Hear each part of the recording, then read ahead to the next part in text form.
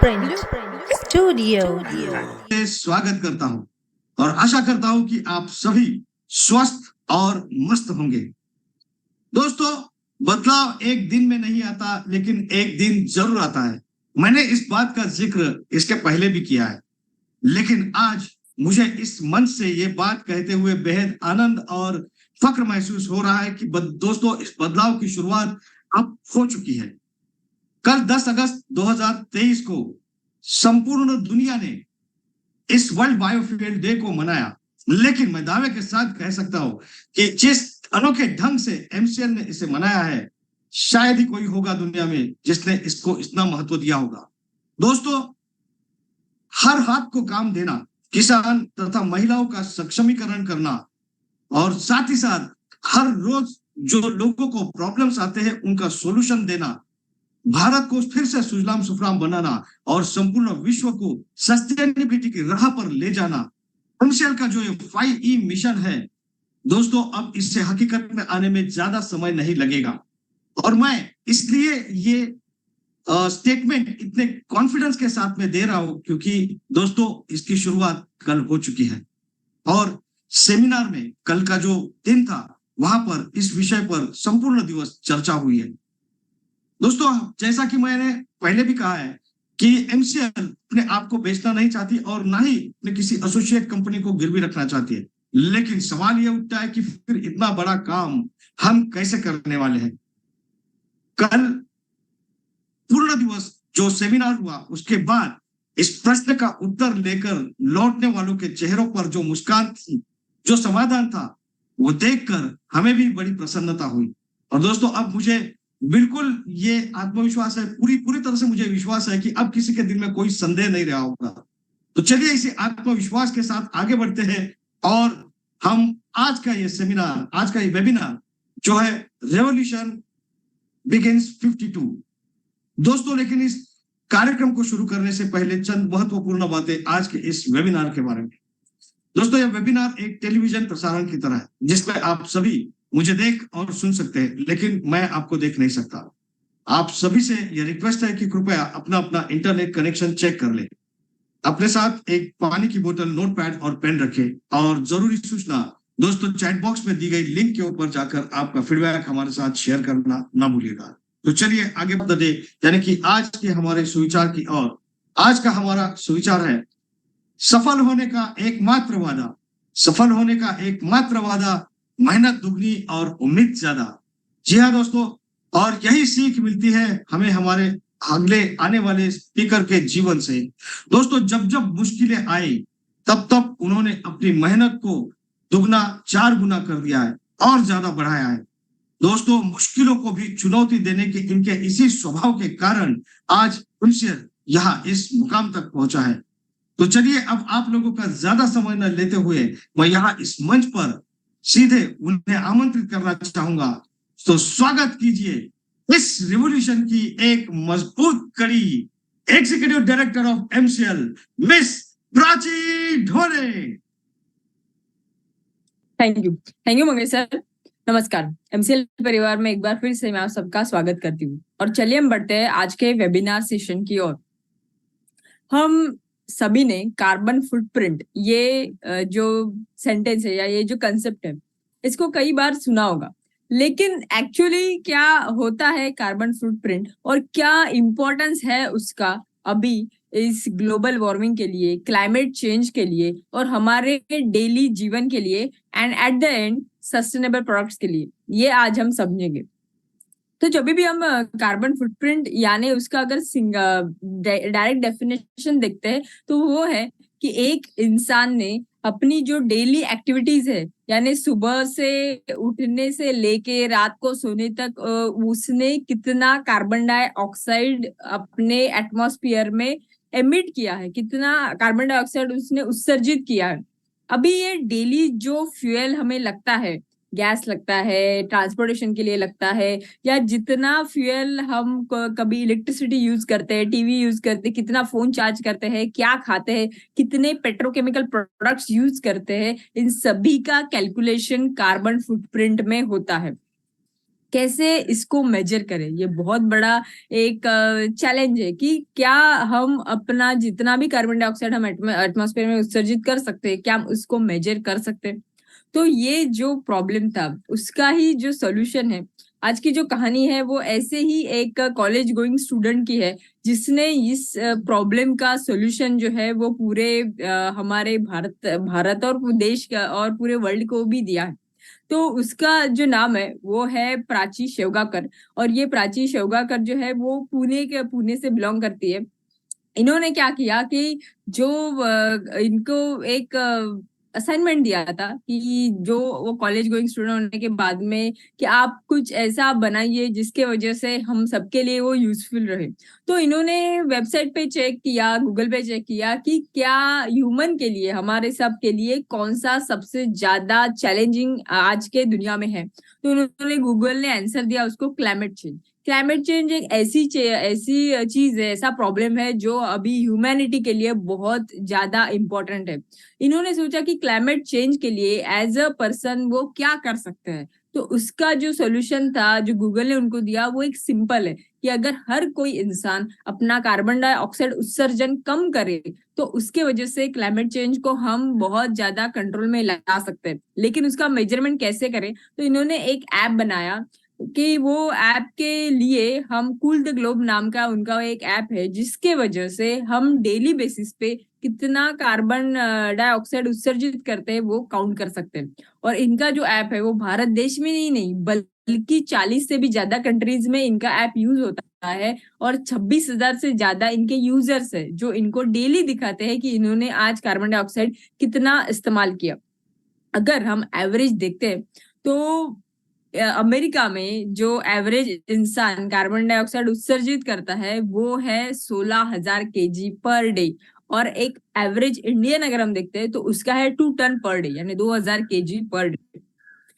लेकिन इसका मतलब ये है कि हम जो पेट्रोकेमिकल प्रोडक्ट्स यूज करते हैं वो अमेरिका और उनका जो लाइफस्टाइल है वो बहुत ज्यादा है। और हमारे इंडिया में that is in our generation कि हम सस्टेनेबल प्रोडक्ट जितना यूज करते हैं उसके वजह से हमारा जो एमिशन है वो पूरे ग्लोब में वो बहुत कम है। लेकिन हमें यहाँ पे नहीं रुकना है, हमें तब तक ऐसा एग्जाम्पल पूरे दुनिया के सामने क्रिएट करना है कि इंडियन इंसान या भारतीय एक इंसान ऐसा है कि जिसका जो कार्बन एमिशन है या कार्बन ग्लोबल फुटप्रिंट है वो 0 है। और उसके लिए एक ही सॉल्यूशन है जिसके बारे में हमने कल डिस्कशन किया, और वो है एमसीएल सस्टेनेबल प्रोडक्ट्स। जितने हम पेट्रोकेमिकल प्रोडक्ट्स को ये सस्टेनेबल प्रोडक्ट्स से रिप्लेस करेंगे उतना ही हमारा CO2 एमिशन कम होगा। और एक भारतीय इंसान पूरे दुनिया के सामने ये एग्जाम्पल रख सकेगा कि क्यों भारत ही फिर से दुनिया को सस्टेनेबल इकोनॉमी बनाता है। चलिए इसी के लिए इस वेबिनार सेशन को आगे बढ़ाने के लिए मैं एक ऐसे इंसान को बुलाना चाहूंगी जिन्होंने ये एमसीएल सस्टेनेबल प्रोडक्ट्स का बिजनेस मॉडल फिर से एक सॉल्यूशन फिर से दुनिया के सामने रखा है। वो है हमारे एमसीएल के रचनाकार, सलाहकार और शिल्पकार डॉक्टर श्याम गोलक। Thank you.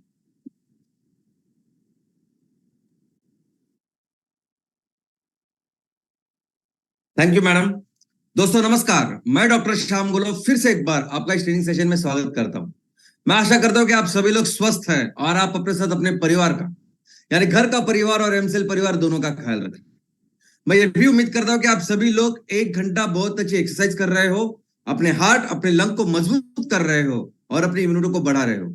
तो चलिए शुरुआत करते हैं आज के इस सेशन के साथ।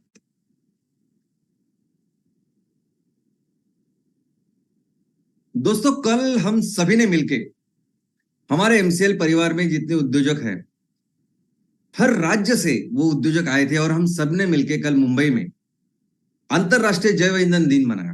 बहुत शानदार तरीके से, बहुत आनंदमय मंगलमय वातावरण में एक बहुत अच्छी जगह पे हमने ये इवेंट किया। 2019 से लेके हम सभी हमारे उद्योजकों के साथ मिलके ये जैव ईंधन दिन मना रहे हैं। उसके पहले हम लोग करते थे, लेकिन 2019 से हम एक बड़े स्केल पे सभी उद्योजकों को साथ लेके एक नई नई संकल्पना, नए नए मिशन के लिए ये दिन मनाते हैं। और ऐसे ही एक अच्छे मिशन की शुरुआत कल हुई।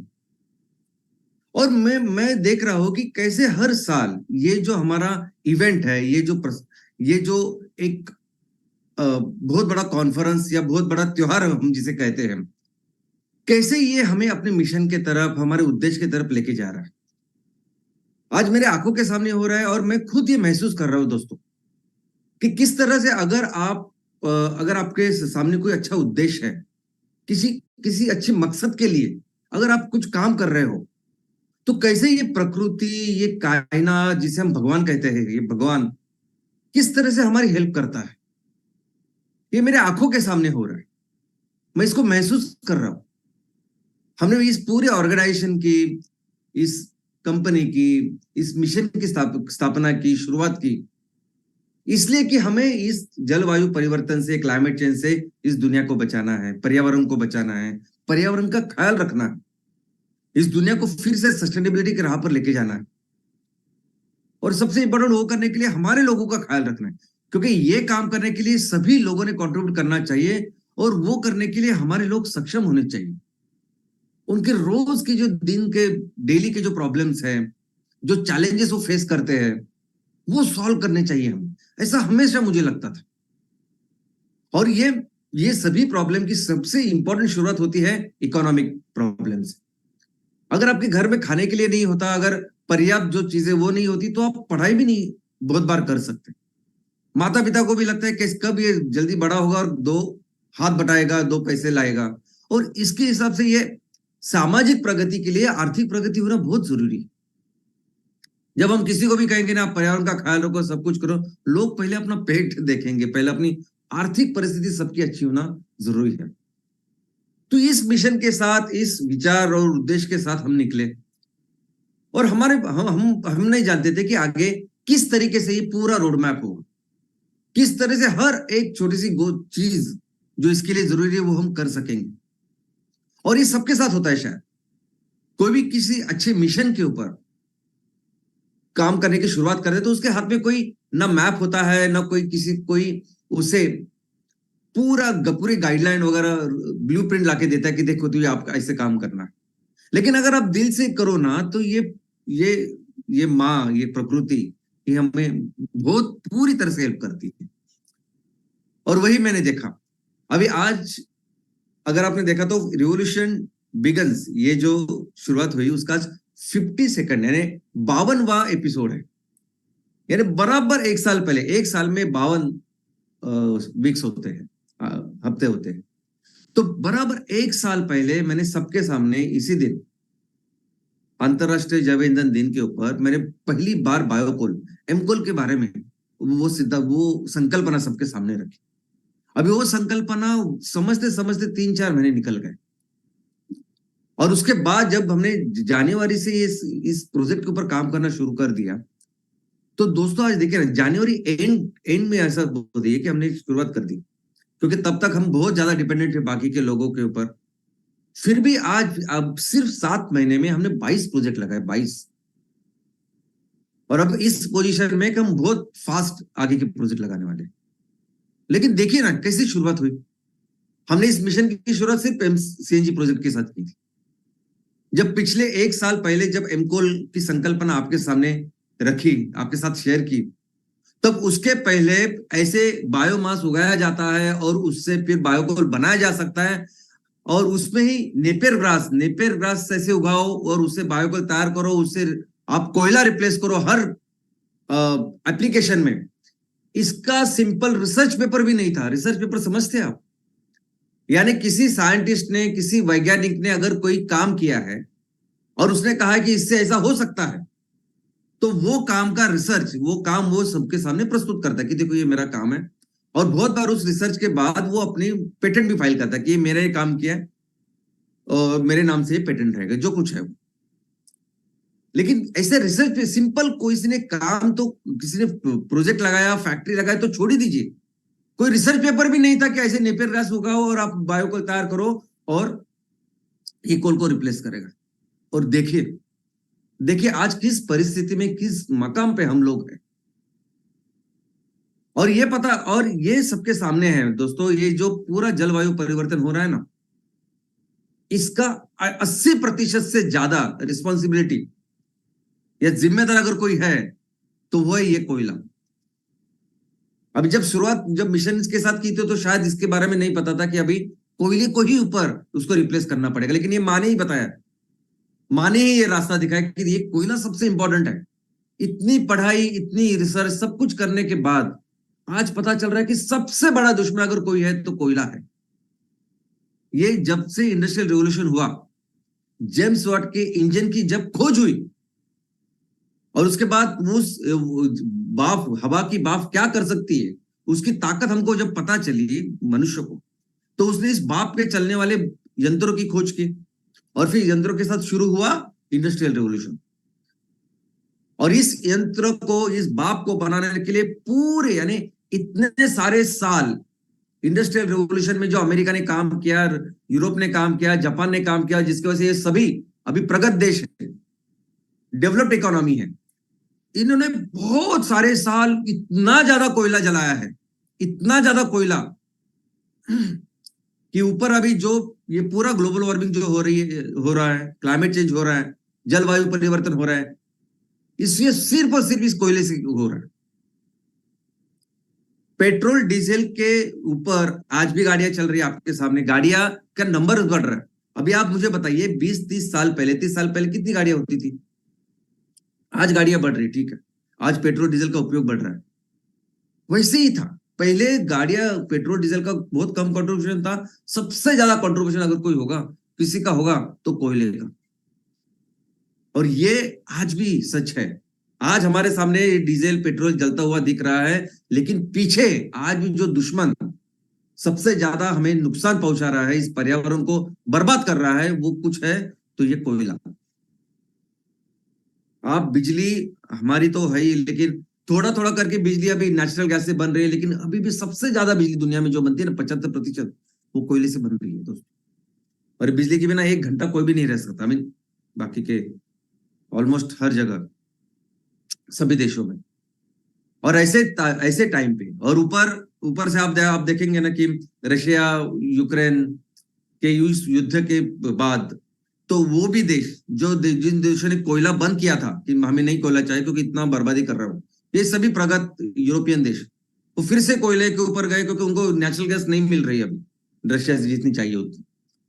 तो इतने संकट में, और कोयला का इतना बड़ा संकट है कि कोरोना के 2 साल के बाद जब सीओपी हुई, जब conference of parties, United Nations के सब पूरे देश की जो मीटिंग होती है, आई मीन कॉन्फ्रेंस होती है 1 महीने की, जिसे कॉन्फ्रेंस ऑफ पार्टीज कहते हैं, उसका एक ही सब्जेक्ट होता है, क्लाइमेट चेंज।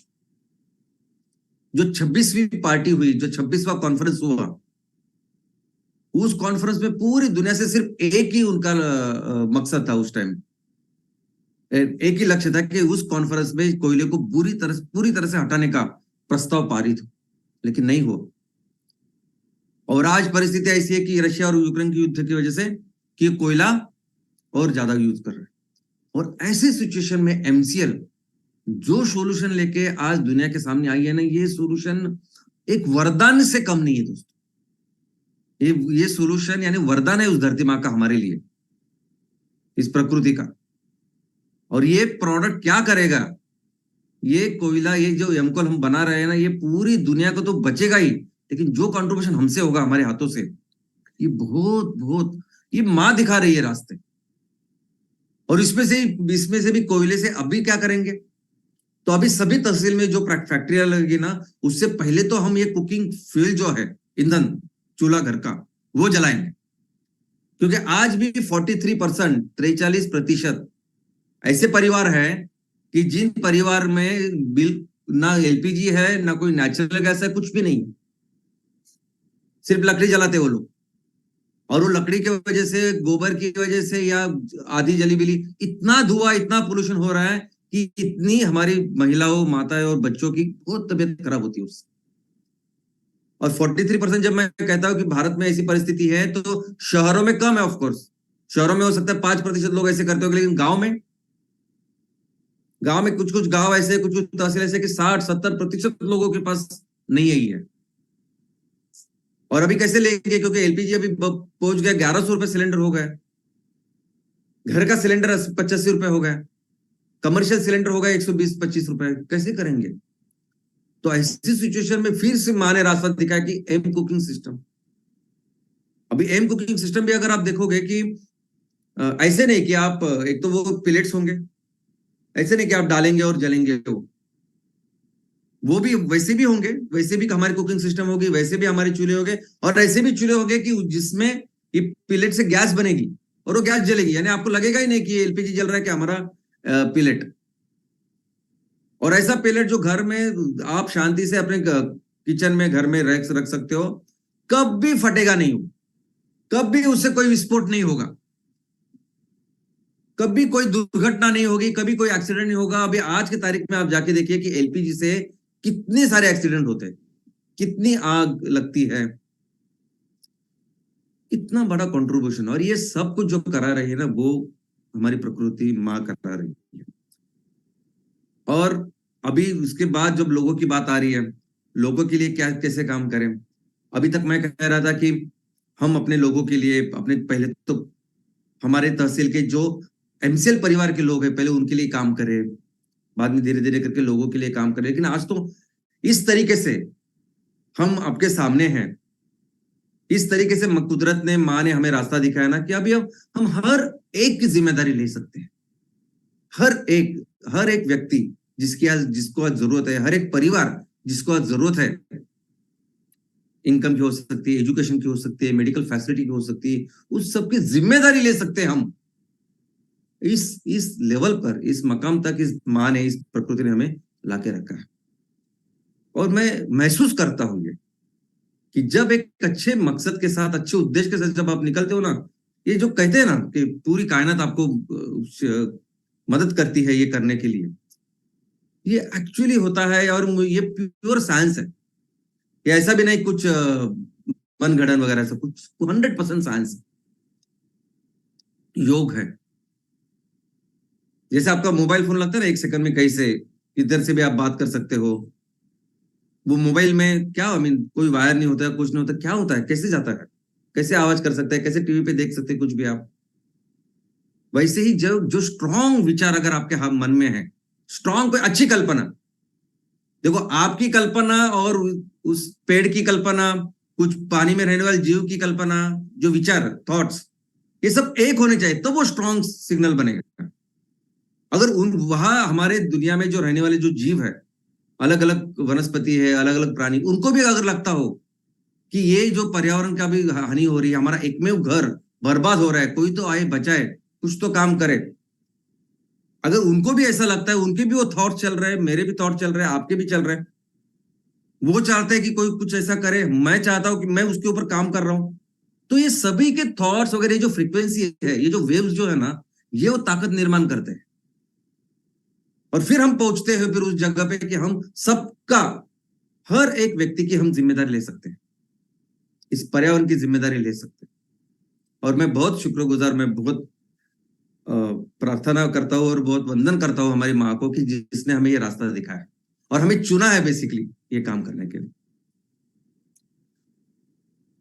तो कल हमने एक बहुत अच्छा रोड मैप डिस्कस किया कि हमारे तहसीलों में जो भी कंपनियां तैयार होगी, वो कंपनी किस तरह से उनका रोड मैप होगा, किस तरह से आने वाले दिनों में वो काम करेंगे, और किस तरह से वो हम उसके जरिए हम अपने तहसील का इनकम, हमारा टारगेट है कि हमें वो इनकम 6 गुना करना है, जो भी आज का जीडीपी है, जो भी काम है।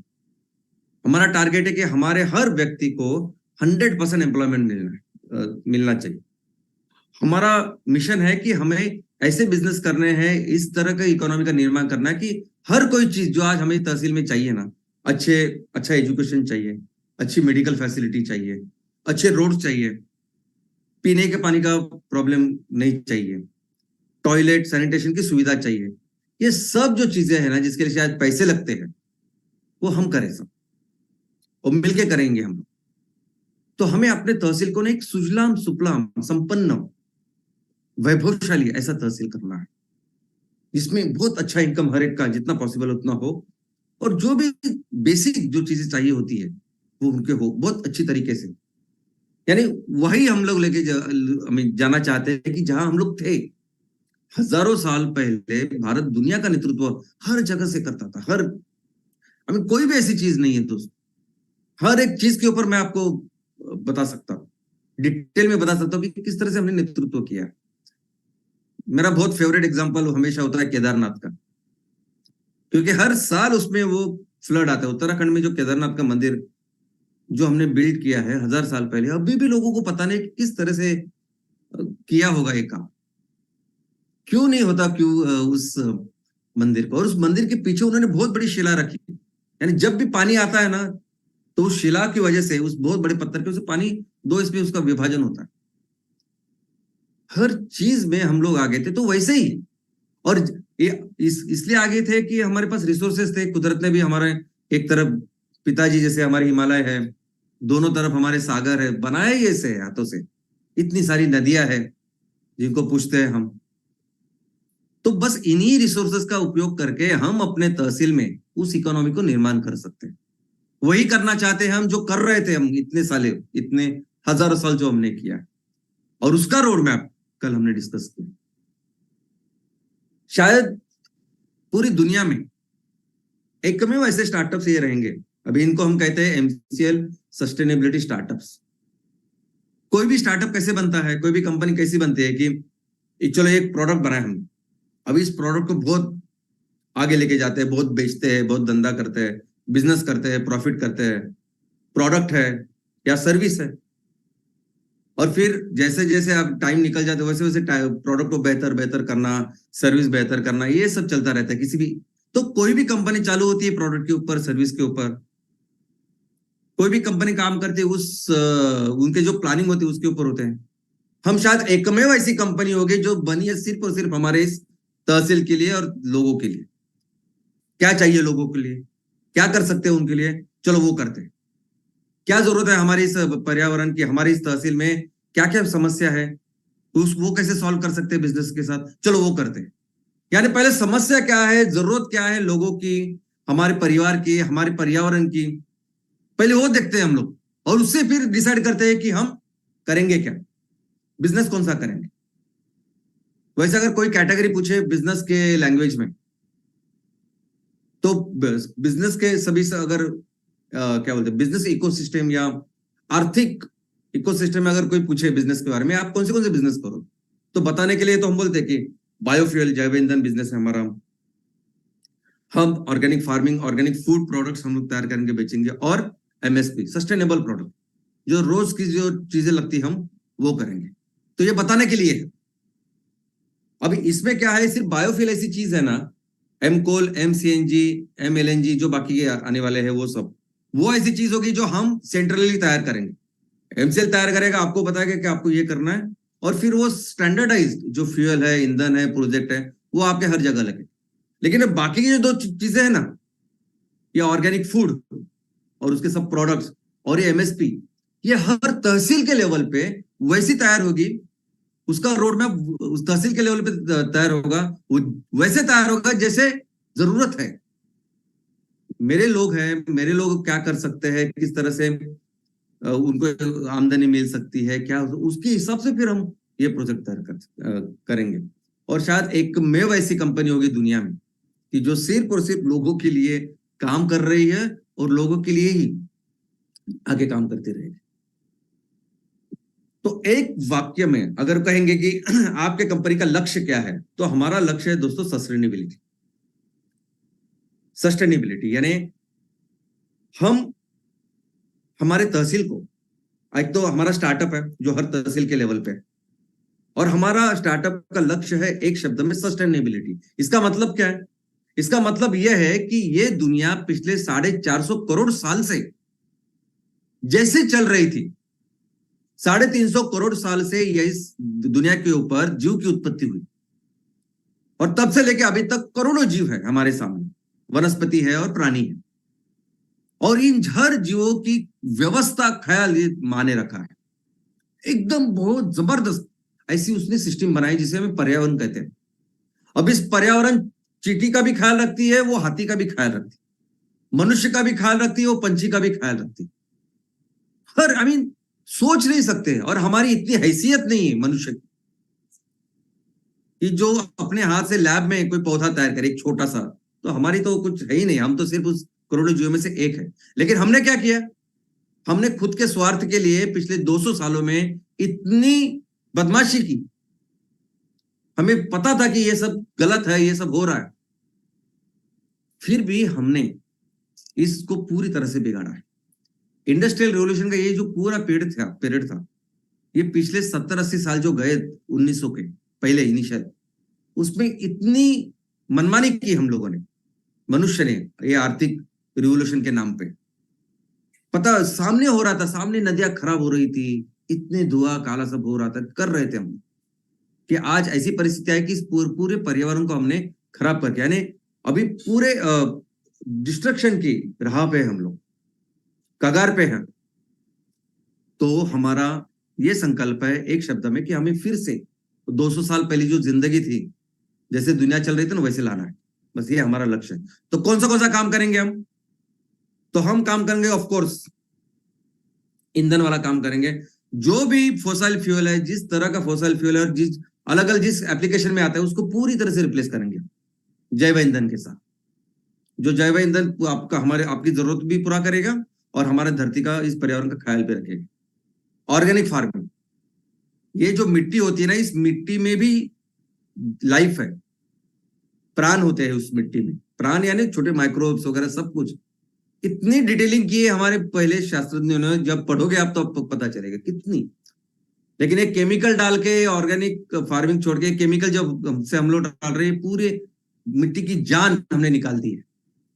और अभी रहा सिर्फ कैंसर, इतना कैंसर बढ़ रहा है, उसको बंद करेंगे। ये हमारा दूसरा।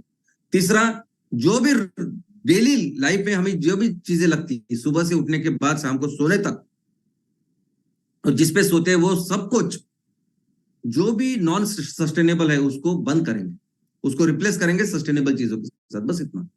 किसको कहेंगे सस्टेनेबल? सस्टेनेबल का मतलब क्या? बहुत बार क्या होता है कि हमें ये शब्द नया लगता है, पर अगर हम लोग साइंस से नहीं है या बाकी ज्यादा पढ़े लिखे नहीं है, मैं सिंपल बोलता हूं दोस्तों, सस्टेनेबल का मतलब है कि अगर कोई भी चीज इस्तेमाल करने के बाद उसका अगर आप छोड़ दें, तो नेचुरली उसका विघटन होना चाहिए, नेचुरली वो रिसाइकल होनी चाहिए। हमें चिंता नहीं होनी चाहिए कि वो चीज जाके कुछ बर्बादी करेगी, इस पर्यावरण की खराबी करेगी, ऐसा कुछ नहीं होना चाहिए, उसका विघटन हो जाए, बस इतना ही। और हमारे इस दुनिया में, हमारे इस पर्यावरण में इतने सारे सूक्ष्म जीव है, इसी अच्छी व्यवस्था माँ ने तैयार करके रखी है कि वो आपने देखने की जरूरत नहीं। आप सिर्फ सस्टेनेबल चीजों से बनाइए, वो अपने आप पूरा विघटन होगा, उससे वो चीजें निकलेगी और फिर से वो रिसाइकल होगी। और तहसील का रोड मैप फिर कैसे होगा? तो तहसील का रोड मैप होगा इसी चीजों के लिए। तहसील का रोड मैप होगा कि हम ये सस्टेनेबल चीजों के, सस्टेनेबल हमारा तहसील करने के लिए क्या क्या करना है वो हम करेंगे। कौन से सेक्टर में आप काम करेंगे? तो हर कुछ सेक्टर में। अभी जैसे मैंने बताया कि सस्टेनेबिलिटी एक चीज है और ये 3 सेक्टर है हमारे ग्रॉस। लेकिन इसके साथ क्या होता है कि जब सस्टेनेबिलिटी नाम आता है, सेक्टर बोलेंगे बिजनेस सेक्टर, तो 3 sector, biofuel sector, organic foods और एमएसपी, सस्टेनेबल प्रोडक्ट्स। लेकिन अगर आप सेक्टर के आगे अगर हमारा विषय और लक्ष्य बोलेंगे सस्टेनेबिलिटी, तो सस्टेनेबिलिटी में सब कुछ आएगा। अगर आपको लगता है कि ये जो कंस्ट्रक्शन और कंस्ट्रक्शन गलत है, तो सस्टेनेबल कंस्ट्रक्शन है, रियल एस्टेट डेवलपमेंट है। हो सकता है कि हम रियल एस्टेट में जाए, रियल एस्टेट में काम करें और वहां सस्टेनेबल घर तैयार करें हमारे लोगों के लिए। तहसील का रोड मैप कैसे होगा? तो तहसील का रोड मैप, जैसे मैंने कहा ना कि हमारा जो उद्देश्य है, जो मिशन है, उस तरीके से तहसील का रोड मैप होगा। हमारा उद्देश्य क्या है? हमारा पर्यावरण का ख्याल रखना। हमारा उद्देश्य कि हमारे लोगों का ख्याल रखना। बस इन दोनों का ख्याल रखे तो बाकी सब हो जाएगा अपने आप। यह हमारे मेन उद्देश्य। तो अभी हर तहसील में अपनी अलग अलग परिस्थिति है ना, हर तहसील अलग अलग है। जम्मू कश्मीर का जो तहसील है, हिमाचल प्रदेश का जो तहसील है, उससे बहुत अलग तहसील महाराष्ट्र का है, तमिलनाडु का है, राजस्थान का है। कुछ तहसील ऐसे है कि जहां बहुत ज्यादा गर्मी होती है, कुछ तहसील ऐसे जहां बहुत ठंडी होती है, जो पहाड़ी इलाके में होते हैं, कोई समुद्र के किनारे है, कोई रेगिस्तान में है। तो हर तहसील में पर्यावरण की जो चीजें हैं वो अलग अलग है, चैलेंजेस अलग अलग है।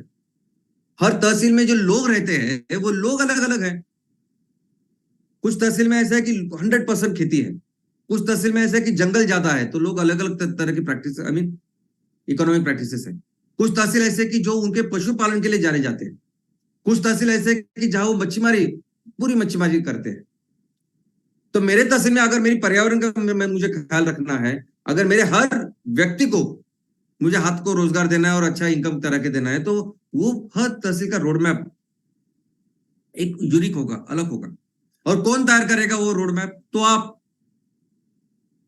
आप ही तैयार करोगे ना। जो तहसील के जो मेन प्रमोटर है इसके, वो तैयार करेंगे। आप सोचोगे कि मैं कैसे तैयार करूंगा, मैं इतना शायद पढ़ा लिखा नहीं हूं, या शायद मुझे उतना नॉलेज नहीं है, शायद मेरा उतना अभी तक मैंने वो महसूस नहीं किया, समझा नहीं है, मेरा एक्सपोजर इतना नहीं हुआ है, एक्सपीरियंस इतना नहीं है, मुझे कैसे जमेगा ये सब रोड मैप लिखने या काम करने की, मेरे अपने तहसील में क्या करूं? इन सब चीजों का सोल्यूशन है, एक ही सोल्यूशन, और वो है सैटरडे सेशन। सैटरडे सेशन करिए, इस 5E मिशन को अपने लोगों के सामने रखिए कि मैं अपने तहसील को ये करना चाहता हूं, ये मेरा मिशन है, ये मेरा विजन है मेरे तहसील के लिए। सुजलाम सुफलाम राज्य करना चाहता हूं मैं अपने तहसील। तो आपको 1000 लोग मिलेंगे कम से कम, जो फिर आपके साथ इस चीज के लिए सोचेंगे।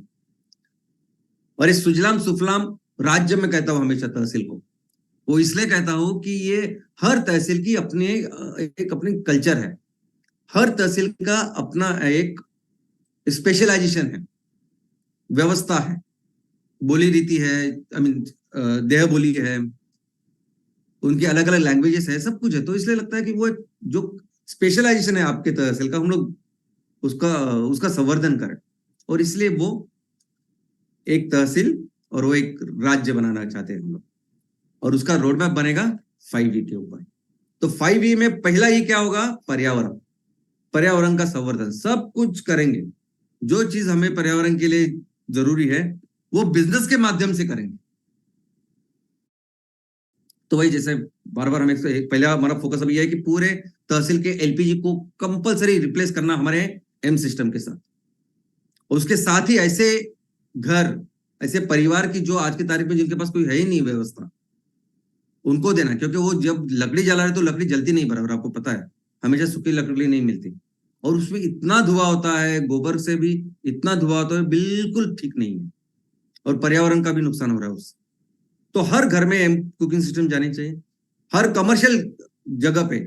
आज कमर्शियल सिलेंडर तो कितना महंगा है, 120 रुपए 125 रुपए किलो गैस, तो उसको रिप्लेस करेंगे। इस तरह से हमारे तहसील में भी धीरे धीरे करके हम फ्यूल, ऑर्गेनिक फार्मिंग और एमएसपी, हर पेट्रोकेमिकल की चीज को रिप्लेस करेंगे। लेकिन इसके साथ और कुछ स्पेशल चीजें करनी पड़ेगी हमें अपने तहसील के लिए, अपने इस एमएसएस इस स्टार्टअप के अंदर। और वो कौन सी है? तो सबसे पहले सबसे इंपॉर्टेंट चीज आपके स्टार्टअप को जो करनी है अपने तहसील में, वो है अपने तहसील को कचरा मुक्त बनाना। बहुत जरूरी है दोस्तों, और मुझे ऐसा लगता है कि आप सभी सहमत होंगे मेरे से। हर गांव में आजकल कचरे की प्रॉब्लम, हर शहर में तो है ही, शहर में भी है, गांव में ही है। इतना कचरा फैलता जा रहा है, शहरों के बाहर तो कचरे के पहाड़ है, लेकिन अभी गांव के ग्राम पंचायत के बाहर भी थोड़े इसके पहाड़ बन रहे हैं, और ये बहुत प्रॉब्लम करते हैं। कचरा यानी इतनी बड़ी समस्या है, जटिल, और ये समस्या कोई सॉल्व नहीं कर सकता। देखो, ये समस्या जो है ना, ये समस्या ऐसी समस्या है कि कोई इंस्टीट्यूशन, कोई संस्था, कोई गवर्नमेंट, कोई कायदा कानून इसको सॉल्व नहीं कर सकता। इसको सॉल्व सिर्फ और सिर्फ वहां में उस तहसील में रहने वाले लोग ही कर सकते हैं, दूसरा कोई भी सॉल्व नहीं कर सकता। वो क्यों? चलो समझते हैं। कचरा कैसे होता है? घर से निकलता है, और आज की तारीख में शायद वो गीला और सूखा कचरा इतना ही वो वर्गीकरण करके वो जाता है। जब ये कचरा मिक्स होता है ना, तो उसका कुछ नहीं कर सकते हम। लेकिन ये कचरा अगर सेग्रीगेटेड है, अगर वर्गीकरण है, हर चीज में, कोई भी चीज होने दे कचरे में, कुछ भी, उसका 100% रिसाइकलिंग होता है, 100%। यानी ये टूटी हुई टॉय से लेके, इलेक्ट्रॉनिक से लेके, कुछ भी चीज, प्लास्टिक हो, रबर हो, आपके जूते हो, कपड़े हो, जो लगता है, कांच का कुछ हो, कैन हो, जो आपको लगता है ना, हर चीज रिसाइकल हो सकती है, होती है। उसको रिसाइकल करने वाली कंपनियां हैं, बिजनेसेस हैं जो करते हैं। तो एक ही तरीका इस चीज का कि हमें ये रिसाइकलिंग जो हमें ये जो वर्गीकरण करना है वो घर पे करना पड़ेगा। घर पे वो सब वर्गीकरण होगा तब जाके ये 100% हमारा तहसील कचरा मुक्त होगा, क्योंकि हर चीज फिर रिसाइकलिंग के लिए जाएगी। अभी सामने वाला क्यों करे, घर वाला क्यों करे वर्गीकरण? तो इसलिए हम कोशिश करेंगे कि इसमें कुछ इकोनॉमिक वैल्यू देने की, यानी अगर जो चीज वो हमें दे वर्गीकरण करके, अगर उस चीज को रॉ मटेरियल करके अगर हम किसी रिसाइकलिंग इंडस्ट्री को बेच रहे हैं, उससे अगर 10 रुपए मिल रहा है तो 10 रुपए में से 2 रुपए 5 रुपए इनको देंगे।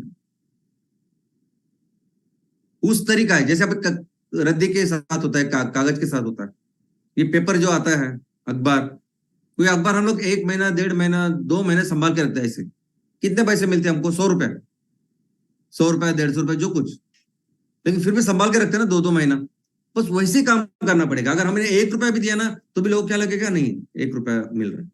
अखबार नहीं दिखेंगे आपको रास्ते पे ऐसे ही अखबार। आज की तारीख में वो जो बड़ी प्लास्टिक की बोतल है ना, वो भी नहीं दिखेगी आपको रास्ते पे, क्योंकि वो चुन चुन के लेते हैं और उसको बेचते हैं, रिसाइकल करते हैं। तो ये एक ही तरीका है।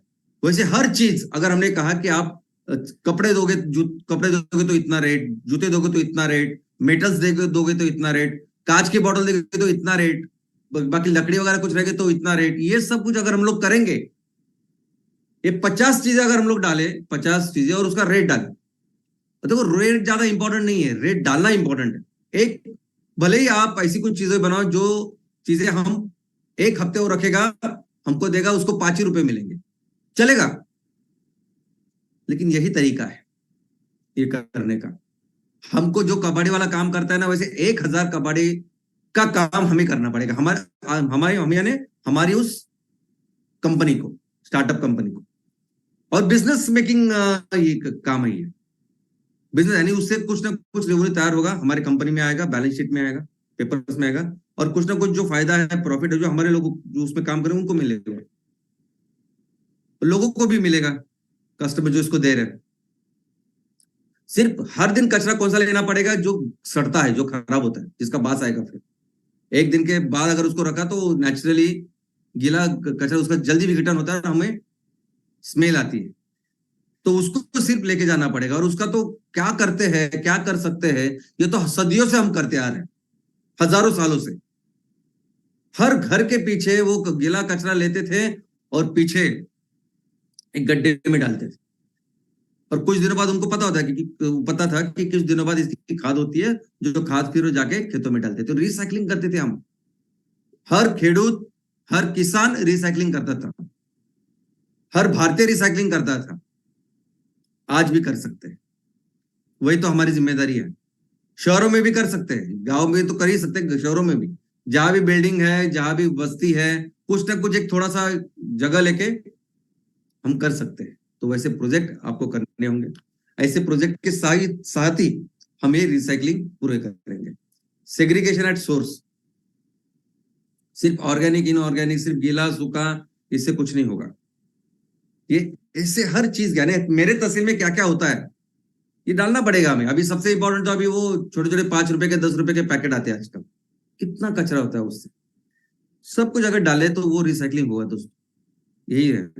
इनफैक्ट जापान में, पूरे दुनिया में अभी एक ऐसा शहर है जिसका बहुत नाम मशहूर हुआ है, लोग अभी पर्यटन के लिए वहां जाते हैं। सोचिए, पर्यटन। और जापान का वो शहर, आपको क्या लगता है कि शहर की लोक संख्या कितनी होगी? कितने लोग वहां रहते हो? शहर बोल रहे हैं वो उसको, 1500। हमारे ग्राम पंचायत में कितने होते हैं? ऑन एन एवरेज ग्राम पंचायत में 5000 होते हैं आजकल। तो ये ऐसा शहर है जो इसलिए मशहूर हुआ है, 1500 घर है, सॉरी, ये इसलिए मशहूर हुआ है कि यहां 100% कचरे की रिसाइकलिंग होती है। जो भी कचरा निकलता है ना, ऐसे 48 उन्होंने अलग अलग विषय किए हैं, और वो 48 अलग अलग चीजों को वो फिर लेके उसको सेपरेट करते हैं, सेग्रीगेट करते हैं, और वो सेग्रीगेशन जाता है फिर रिसाइकलिंग में। चाइना हो, अमेरिका हो, लोग वहां जा रहे हैं, देख रहे हैं कि किस तरह से ऐसा हो रहा है, क्योंकि ये प्रॉब्लम गंभीर है, सब जगह है। और सिर्फ एक चीज की वजह से ये शहर कितना रोशन हुआ है। हम कर सकते हैं, बहुत कुछ बड़ी चीज बिल्कुल नहीं है। आप देख रहे कि वहां ज्यादा क्या है, वहां कैन है, कोल्ड ड्रिंक के कैन आते हैं, वो ज्यादा है, ये कांच की बोतल ज्यादा है, वो उनका तरीका है, वो अपने हिसाब से वो करेंगे। हमारे यहाँ क्या है, मेरे गांव में क्या होता है, मेरे तहसील में क्या होता है, उस हिसाब से आप करिए ना। तहसील को 100% हम लोग इस तरीके से, हर तहसील को हमें कचरा मुक्त करना है। और एक जो दिख रहे हैं ना, इतने बड़े बड़े पहाड़ बंद करने ये पहाड़। और रिसाइकलिंग की इंडस्ट्री है जो बढ़ रही है, जिसका भी एक एनुअल एवरेज है जिससे बढ़ रहा है। दुनिया में, पूरी दुनिया में अभी ये 301 बिलियन डॉलर की इंडस्ट्री, यानी बहुत बड़ी इंडस्ट्री हो गई है और ये बढ़ेगी। जिस तरह से अगर हम लोग 100% इस पे काम करें तो ये बहुत बड़ी हो जाएगी और उसमें बहुत अच्छा रोल हम लोग प्ले कर सकते हैं। वाटर पॉल्यूशन एक दूसरा पर्यावरण का बहुत इंपॉर्टेंट काम हमें करना है हर तहसील में, वो है वाटर पॉल्यूशन का। कोई भी पानी का स्रोत हो, नदी हो, तालाब हो, समुंदर हो, कुछ भी हो, हम तो उसको गटार ही बना के रखते हैं। इतनी बुरी तरह से पानी का आज, अगर ये बारिश नहीं होती हर साल तो शायद क्या होता था मुझे, मैं अंदाजा ही नहीं कर सकता। कितना कचरा डालते हैं हम लोग, ऐसे कचरा डालते हैं ना। और ऐसे नहीं कि हर कोई सिर्फ झोपड़पट्टी में होता है, बड़ी बड़ी बिल्डिंग के ड्रेनेज, टॉयलेट के ड्रेनेज जाते हैं डायरेक्ट, यानी बिल्डिंग का पूरे हर घर का जो टॉयलेट है, टॉयलेट का पानी उसका पाइप बना हुआ है और वो पाइप निकल रहा है किसी तालाब में, किसी नदी में, यानी आपको कुछ लगता ही नहीं। दो ही इंपॉर्टेंट सोर्सेस है मैं आपको बोलता हूं, सबसे ज्यादा पॉल्यूशन जिसकी वजह से हो रहा है, और मैक्सिमम यानी 80% मैं बोल सकता हूं जो आज की तारीख में जो पॉल्यूशन हो रहा है पानी का, वो है अपना टॉयलेट का पानी। हाँ, अनट्रीटेड, उसका ट्रीटमेंट का कोई संकल्पना ही नहीं है हमारे दिमाग में। इस तरह से लोग कर रहे हैं, लेकिन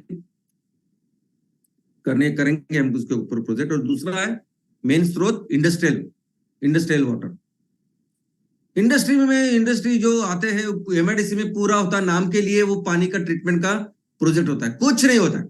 आप किसी भी एमआईडीसी में जाइए, एमआईडीसी में कंपलसरी है ये plants, treatment plants, water treatment, ये इंडस्ट्रियल एफ्लुएंट बोलते हो, एफ्लुएंट ट्रीटमेंट प्लांट ऐसा बोलते हो।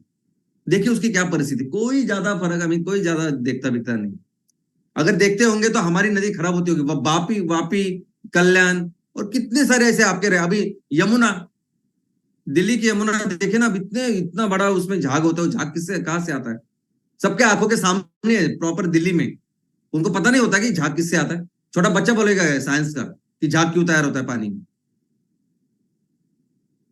लेकिन ये दोनों का ट्रीटमेंट करना भी हमारी जिम्मेदारी, कोई सोचे ना सोचे, हम सोचेंगे उसमें। और ये ट्रीटमेंट 3 तरह का होता है, प्राइमरी ट्रीटमेंट पानी का, सेकेंडरी ट्रीटमेंट और टर्शरी ट्रीटमेंट। प्राइमरी ट्रीटमेंट बहुत सारे, जो हमारे 90% प्रॉब्लम प्राइमरी ट्रीटमेंट से सॉल्व हो सकते हैं। ऐसे सिंपल ट्रीटमेंट हो सकता है। सेकेंडरी यानी अगर पानी ज्यादा खराब है इंडस्ट्रियल, प्राइमरी तो वो अपने टॉयलेट का सब कुछ है, वो प्राइमरी से हो सकता है। सेकेंडरी यानी वो जरा ज्यादा उसमें पोल्यूटेंट है, ये सब कुछ है। टर्शरी वो कि जहां उसमें मेटल्स है, रेडियो एक्टिव वेस्ट, ऐसा कुछ है वो। लेकिन इसको अलग अलग तरह से वेस्ट करने, इसको रिसाइकल करने का, यानी उससे कचरा निकाल के उसको फिर से रिसाइकल। अभी टॉयलेट की जो बात हम लोग कर रहे हैं, टॉयलेट भी एक अच्छा रिसोर्स है वैसे देखा जाए तो। टॉयलेट भी ऐसा रिसोर्स है कि उसमें जैसे अभी गोबर है, अभी गोबर को ऐसा छोड़ देगा कि अभी हमको पता है ना गोबर से क्या क्या बन सकता है, क्या क्या हो सकता है। तो ये टॉयलेट क्या है, हम जो खाना खाते हैं वही तो है जो निकालते हैं हम लोग। तो उसका भी अगर उपयोग करें तो उससे भी बायोगैस बन सकते हैं, उससे भी फर्टिलाइजर बन सकता है, और स्पेशली इतना सारा पानी रिसाइकल हो सकता है। जो पानी कितनी सारी चीजों को, आपको पता ना बिल गेट्स ने एक प्रोजेक्ट किया है, अभी वो चीज मैंने दिखाने के लिए वो फोटोग्राफ मैंने रखना चाहिए था। वो बिल गेट्स पिछले 15 साल से उसके ऊपर काम कर रहा है और उसने एक प्रोजेक्ट लगाया है, सबको वहां लेके जाता है और टॉयलेट के पानी से पीने युक्त पानी कैसे बनता है वो प्लांट उसने लगाया, और पानी पीता है, पानी लेता है और सबके सामने पीता है, और वो 100% साइंस है। तो अगर इसको 100% रिसाइकल करें अच्छी तरह से, पोर्टेबल क्वालिटी का पानी बने, तो कितना कितना फायदा होगा। ये कर सकते हैं। और ये कोई भी प्रॉब्लम हो, देखो प्रॉब्लम कोई भी हो, उसका सोल्यूशन क्या है पता है? वनस्पति, प्लांट, हर चीज का, यानी बहुत केमिकल्स लगाने की वगैरह कुछ जरूरत नहीं है। ये जो हमारा प्रकृति ने बहुत सबके सोल्यूशन रखे हैं। तो हर प्रॉब्लम का अगर सोल्यूशन है पेड़, हम बोलते हैं ना पेड़ लगाइए, बहुत बहुत सारे प्रॉब्लम को सोल्यूशन है पेड़। लेकिन सबसे एफिशिएंट प्लांट, सबसे एफिशिएंट वनस्पति, सबसे एफिशिएंट पेड़ बोल सकता हूं, पेड़ है बड़ा पेड़, लेकिन सबसे एफिशिएंट वनस्पति अगर पूरी दुनिया में कोई है तो वो है अलगे। और ये अलगे है जो अलगे primary treatment, secondary treatment, tertiary treatment पूरी तरह से अच्छी तरह से कर सकती है। इतने स्ट्रांग है। और इसके बहुत बड़े बड़े अच्छे अच्छे प्लांट्स दुनिया में लगे हैं। ऐसा नहीं मैं कुछ नया बोल रहा हूं, ये कर रहे हैं लोग, कंपनियां कर रही है, हम भी कर सकते हैं नहीं, हमें करना है कंपलसरी। अगर आपको याद होगा तो मैंने एक बार पिछले सेशन में कहा था कि कैसे अलगे हवा, वायु को भी साफ करेंगे आने वाले दिनों में। ये जो इंडस्ट्री जो धुआं निकलता है वो धुआं हवा में नहीं जाएगा, कुछ दिनों के बाद हम लोग उसे अलगे के पॉन्ड में लेके जाएंगे और अलगे फिर उसको साफ करें हवा को। तो वैसे भी पानी को भी ये साफ करता है। तो ऐसे अलगे बेस्ड वाटर ट्रीटमेंट हमें लगाने हैं। ये प्रोजेक्ट अगर बिजनेस की बात करें तो ये पोल्यूशन के ऊपर जो प्रोजेक्ट है, यानी sewage management project, liquid waste management project, और फिर इसमें कैसे इकोनॉमी बढ़ेगी, कैसे पैसे बनेंगे, बेसिकली क्या बेचेंगे तो पैसे बनेंगे, कैसे हमें रेवेन्यू मिले, तो इसकी भी कभी हम इसका कभी डिस्कशन करेंगे। तो ये हुआ ई, पहला ई पर्यावरण, उसमें बहुत सारी चीजें करनी, मैंने सिर्फ 2 एग्जांपल दिए आपको। दूसरा ई इंपॉर्टेंट वो है 100% एम्प्लॉयमेंट। हमारे तहसील में जितने भी लोग हैं, जितने भी पढ़े लिखे हैं, अनपढ़ है, महिलाएं हैं, पुरुष है, युवाएं हैं, जो भी है जिसके पास काम की जरूरत है, 100% उसको काम देने की जिम्मेदारी हमारी होगी, हमारी स्टार्टअप की होगी। उनकी भी जिनको कंपलसरी जरूरत है वो अगर करेंगे नहीं तो घर का प्रॉब्लम हो जाएगा। और उनको भी जो लगता है कि वो पार्ट टाइम जॉब कर सकते हैं, महिलाएं हैं, गृहिणी होती है, उनको लगता है कि मैं 3-4 घंटा हर दिन कुछ ना कुछ काम कर सकती है, तो हर वो व्यक्ति जो काम करना चाहता है 100% एम्प्लॉयड जनरेशन की जिम्मेदारी हम लेंगे। तो अगर जिम्मेदारी है तो उसके हिसाब से फिर क्या प्रोजेक्ट करेंगे, कैसे करना है, हमारे लोगों को क्या आता है, क्या वो बेहतर कर सकते हैं। और वो बहुत जबरदस्त विशेषता है हमारे, जो पूरी दुनिया में किसी के पास नहीं। हमारे लोग इतने अच्छे, ये जो बलूतीदार पद्धति थी हमारी गांव की, स्पेशलाइजेशन था, अभी हैंडीक्राफ्ट से स्पेशलाइजेशन हमारा किसी के पास नहीं था। तो आज भी हमारे तहसील में वो क्या कर सकते हैं बेहतर, जो सबसे बेहतर है, और उसमें कौन सा प्रोडक्ट तैयार कर सकते हैं, फिर इसके ऊपर हम अपना रोड मैप बनाएंगे कि हमें अपने तहसील में ये प्रोजेक्ट करें ताकि 100% एम्प्लॉयमेंट हम कर पाए। और मशीन बेस्ड प्रोडक्ट्स में ज्यादा हमें इंटरेस्ट नहीं है, हमें यही इंटरेस्ट है कि जिसमें ज्यादा से ज्यादा लोग हाथों से कर, लोगों को 100% एम्प्लॉयमेंट मिले, बस ये है। तीसरा ही एम्पावरमेंट, सक्षमीकरण, किसका, तो हमारे किसानों का, हमारे महिला बचत गटों का, हमारे युवाओं का। अब ये सभी लोग क्या कर रहे हैं, अपने तरीके से काम करने की कोशिश कर रहे हैं, पैसे कमाने की कोशिश कर रहे हैं, मेहनत कर रहे हैं, लेकिन उनको सपोर्ट ही नहीं मिल रहा है। ये तो परिस्थिति हमारे सामने ही। तो हमारे बिजनेसेस कैसे होंगे, हमारे बिजनेसेस ऐसे होंगे जहां रॉ मटेरियल, अगर किसान है तो हम किसानों से ही रॉ मटेरियल लेंगे, किसान हमें रॉ मटेरियल सप्लाई करेगा ताकि हम उसी तरह पैसे कमा के। महिला बचत गट, हम जो काम करेंगे, जो मैन्युफैक्चरिंग करेंगे, महिला बचत गट करेंगे। हमें जरा भी इंटरेस्ट नहीं वो फैक्ट्री डालने की, बहुत बड़ी। अगर वो काम हाथों से हो रहा है, महिलाएं कर रही है और फिजिबल है इकोनॉमिकल, तो वो करेंगे। या अगर कोई महिला बचत गट या कुछ प्रोडक्ट्स तैयार कर रही है, उनको मार्केटिंग नहीं मिल रही है, उनको चाहिए रॉ मटेरियल की जो चीजें वो नहीं मिल रही है, या हमारी महिला बचत गटों के लिए जगह नहीं है कहाँ ये काम करें, तो हो सकता है हम रेंट पे जगह उनके लिए उपलब्ध करके दे। हम उनको जो चाहिए वो रॉ मटेरियल हो, उसके लिए कुछ पूंजी हो, वो दे विदाउट लोन, मार्केटिंग की व्यवस्था करें। तो इनके दोनों के सक्षमीकरण के लिए क्या करें वो हम डिसाइड करेंगे ना। अभी यहाँ टमाटर के रेट इतने बढ़ गए, जो टमाटर लगाया तो एकदम फायदे में, ऐसा कभी कभार होता है ना ऐसा। और वो भी हो तक टमाटर अगर 150 रुपए किलो है तो उसमें से सच में किसानों को कितना मिल रहा है उसके बारे में मुझे बहस नहीं करनी है आज।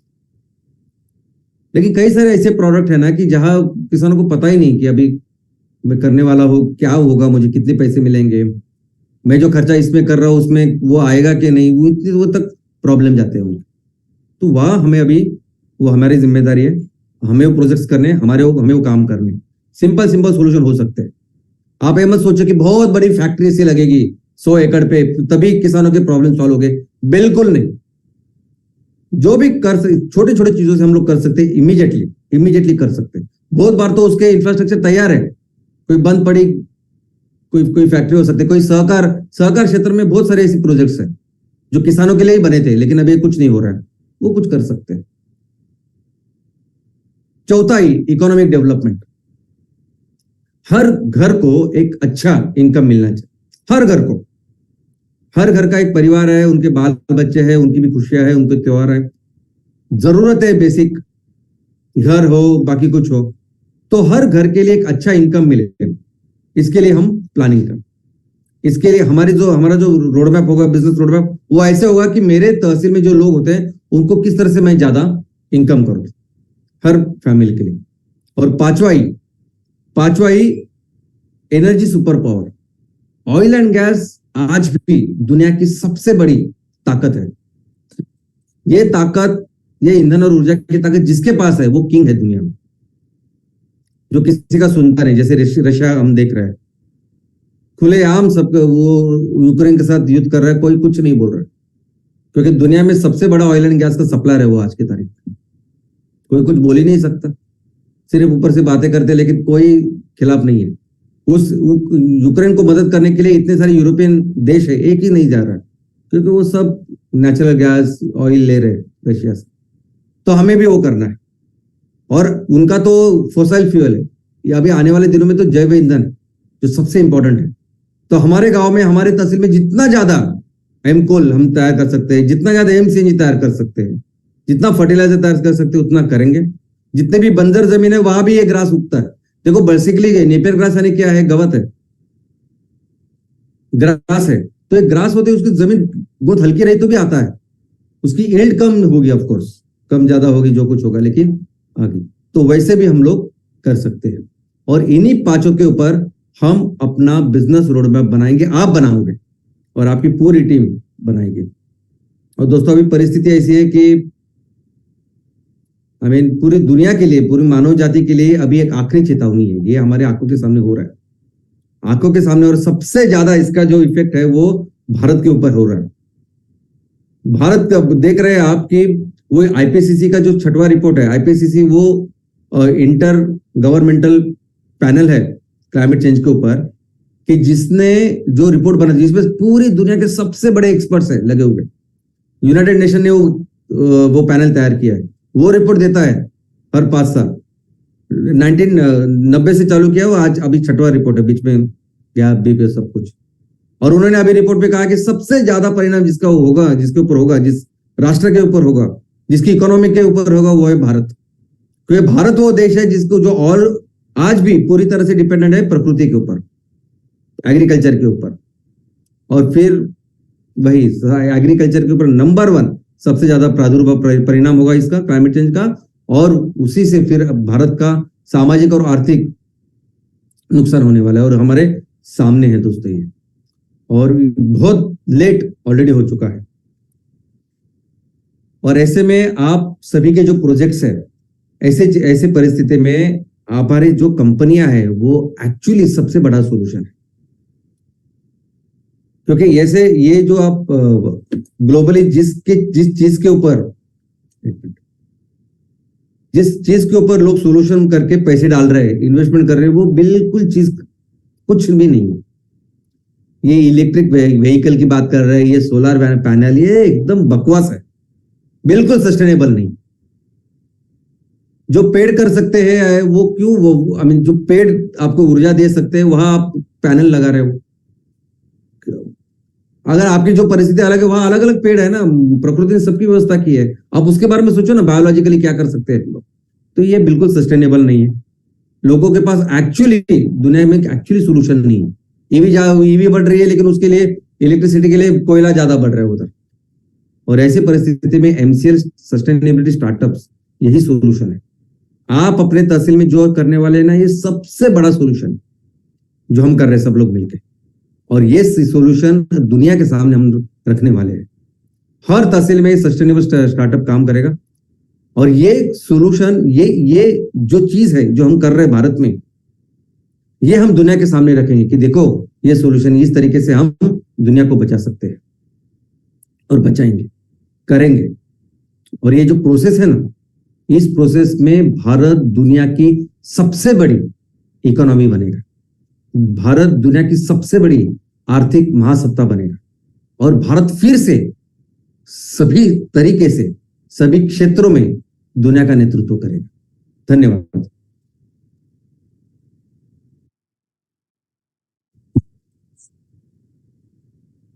गुड मॉर्निंग एमसीएल इंडिया परिवार। वर्ल्ड बायोफ्यूल डे के आपको बहुत बहुत बहुत शुभकामनाएं। और जैसे अभी श्याम सर ने हमें बताया कि वर्ल्ड बायोफ्यूल डे पे जो एक एमसीएल का फ्लैगशिप प्रोग्राम रहता है, एनुअल प्रोग्राम रहता है, वहां पे किस तरह की विजन मिशन और प्रैक्टिकल चीजों की बात हुई, क्या थॉट इम्बाइब किया गया, क्या प्रकल्प शुरुआत किए गए, और हमारा रास्ता क्या है, और हम कहाँ जा रहे हैं, और इस सबका केंद्र बिंदु क्या होगा। इन सारी बातों को कल श्याम सर ने पूरे इंडिया के सामने पेश किया, अपना रोडमैप जाहिर किया, और फिर से कुछ इंपॉर्टेंट बातें जो विचार थे वो आज हमें सामने रखे गए। प्राचार्यों ने और एक प्राची की कहानी सुना है, यंग प्राची की कहानी, कि कैसे अपने वक्त का, अपने दिमाग का, अपने ज्ञान का इस्तेमाल अपने देश के लिए कर सकते हैं। ये दोनों थॉट आज के दिन बहुत जरूरी है। वर्ल्ड बायोफ्यूल डे कल हुआ, अगला एक साल शुरू हुआ है, अगला वर्ल्ड बायोफ्यूल आएगा 2024। उस मकाम पे पहुंचते पहुंचते जो श्याम सर हमेशा कहते हैं कि भारत इस विश्व की सबसे बड़ी आर्थिक शक्ति करके आगे आएगा, सामने आएगा, और उसमें हमारा योगदान बहुत बड़ा होगा। उस योगदान की पहल आज हम करते हैं और आगे बढ़ते हैं, और एमसीएल इंडिया परिवार ये अपने गोल को पाकर ही दम लेगा, ये वादा करते हैं अपने आप से। अपने गांव, अपनी तहसील, अपना जिला, अपना राज्य, अपना देश, इनको प्राथमिकता देकर हम आगे बढ़ेंगे, और वही सही मायने में वर्ल्ड बायोफ्यूल डे की एक अलग कसम होगी। Thank you very much for here to understand the thoughts and the vision mission, to all channel partners, MBAs, MSS, BDAs, senior BDAs, prime BDAs, MP owners and all stakeholders of MCL.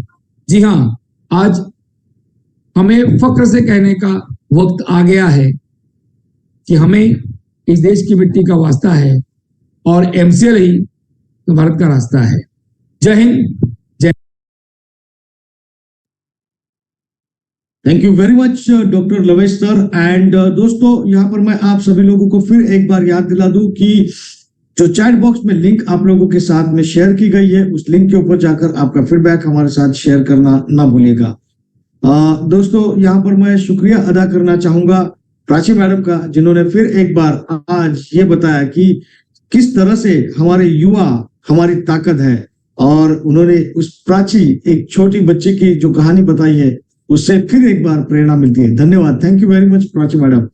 And दोस्तों, मैं शुक्रिया अदा करना चाहूंगा हमारे Shyam sir का, जिन्होंने पूरे एक साल के लिए, जी हाँ दोस्तों, ये तो वैसे तो ये पूरा संपूर्ण जीवन के लिए रोड मैप है, लेकिन इसका पहला पड़ाव जो अगले साल होने वाला है, उसके लिए हम क्या क्या कर सकते हैं, ये सारी बातें विस्तार से आज हमें बताई।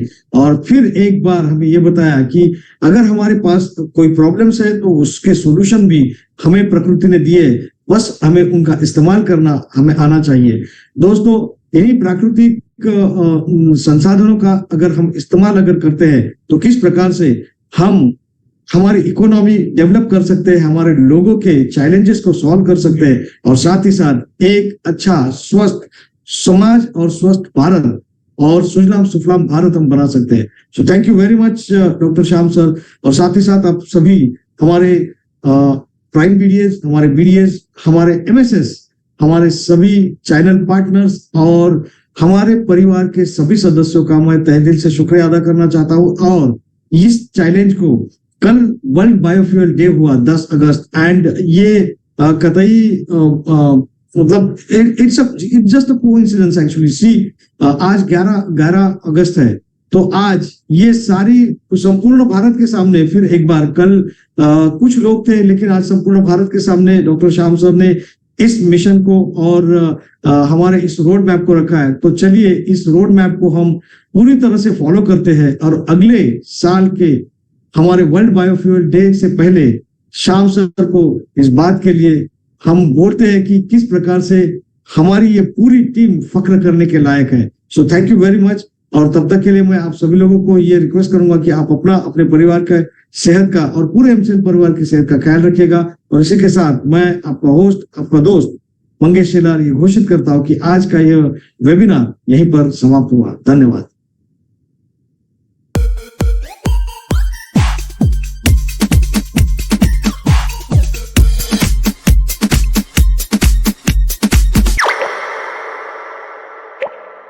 Yeah.